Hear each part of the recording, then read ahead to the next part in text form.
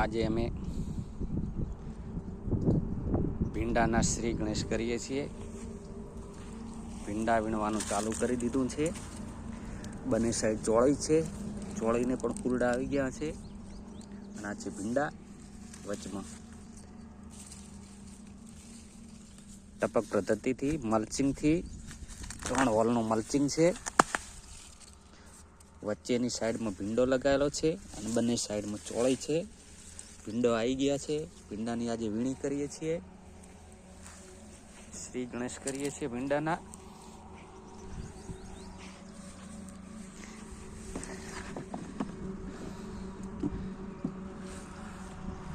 આ છે ભીંડા અમારા।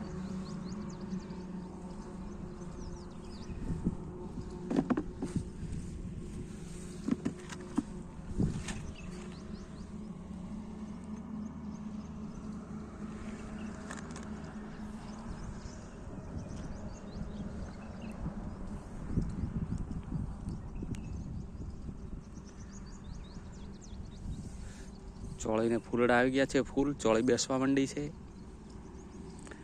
અને ભીંડાની વીણી ચાલુ થઈ ગઈ છે।